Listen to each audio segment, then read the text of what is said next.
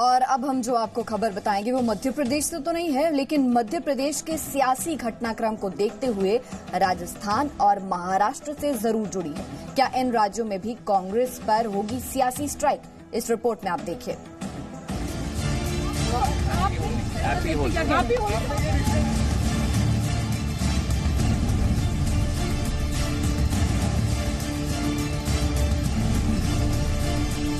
मध्य प्रदेश के कद्दावर नेता ज्योतिरादित्य सिंधिया ने ठीक होली के दिन कांग्रेस का ऐसा ऑपरेशन किया कि मध्य प्रदेश में कमलनाथ सरकार संकट में आ गई। लेकिन यहाँ सवाल सिंधिया के बीजेपी ज्वाइन करने का नहीं है। सिंधिया के बाद कौन सा दिग्गज नेता कांग्रेस का साथ छोड़ सकता है, ये बड़ा सवाल है और इसका इशारा खुद बीजेपी ने दिया। जो व्यवहार ज्योतिरादित्य सिंधिया जी से मध्य प्रदेश के अंदर हो रहा था, इतने कांग्रेस के युवा नेता बयान दे रहे हैं, उनको भी लगता है कि कांग्रेस में उनका कोई भविष्य नहीं।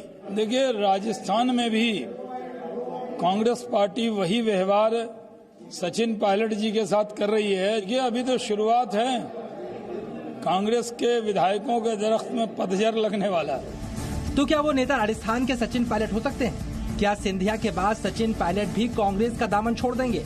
क्या राजस्थान में सचिन पायलट कर देंगे गहलोत सरकार पर सियासी स्ट्राइक? सिंधिया के कांग्रेस छोड़ने के फौरन बाद सियासी पंडितों ने सचिन पायलट को लेकर ये कयास लगाने शुरू कर दिए हैं। फिलहाल ये कहना बहुत मुश्किल है कि बहुत जल्दी सचिन पायलट बीजेपी का साथ थामेंगे। फिलहाल वह राजस्थान में उप मुख्यमंत्री है। मुझे लग रहा है कि अगर परिस्थितियां कांग्रेस की ऐसी बनी रही, जिस हिसाब से कांग्रेस का केंद्रीय नेतृत्व प्रदेश में युवा नेताओं को मौका नहीं दे रहा है और पार्टी के अंदर जो प्रभावशाली और युवा नेतृत्व है, जो जनता के बीच बहुत ज्यादा लोकप्रिय है, ऐसे युवा नेताओं को लगातार कांग्रेस के अंदर नजरअंदाज किया जा रहा है। राजनीतिक जानकारों की इन अटकलों के पीछे वजह भी ठोस है। याद कीजिए, इसी साल जनवरी के शुरुआत में सचिन पायलट का एक बड़ा बयान। राजस्थान के कोटा में बच्चों की लगातार मौत हो रही थी, जिसके बाद सचिन पायलट ने अपनी ही गहलोत सरकार को कटघरे में खड़ा किया था। एक साल से हम लोग शासन सरकार चला रहे हैं, तो पहले क्या हुआ, कितना हुआ, कैसे हुआ, वो चर्चा ना कर आज हम लोगों को जवाबदेही तय करनी पड़ेगी। मतलब सचिन पायलट अपनी ही गहलोत सरकार की जवाबदेही तय करना चाहते थे। अब ये नाराजगी नहीं तो और क्या है? और जब आप इसका सटीक विश्लेषण करेंगे तो ये भी पाएंगे कि उनकी ये नाराजगी 2018 में राजस्थान विधानसभा चुनाव के नतीजे के बाद से ही है। मध्य प्रदेश में ज्योतिरादित्य सिंधिया की तरह सचिन पायलट भी राजस्थान में मुख्यमंत्री पद के प्रबल दावेदार थे।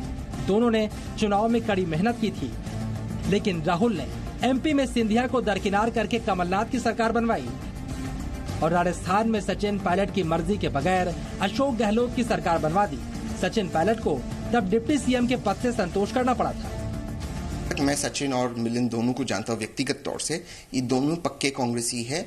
मुझे नहीं लगता कि इन्हें कोई दिक्कत है इस वक्त और ये कांग्रेस छोड़ेगी। हाँ, लेकिन अगर कोई कांग्रेस छोड़कर जाना चाहता है, वो नेहरू, गांधी और वल्लभ भाई पटेल की पार्टी को छोड़कर जा रहे। हालांकि सिंधिया के फैसले के बाद अब हालात काफी बदल चुके हैं और माना यही जा रहा है कि सचिन पायलट भी गांधी परिवार से 2018 का बदला ले सकते हैं। ब्यूरो रिपोर्ट, जी मीडिया।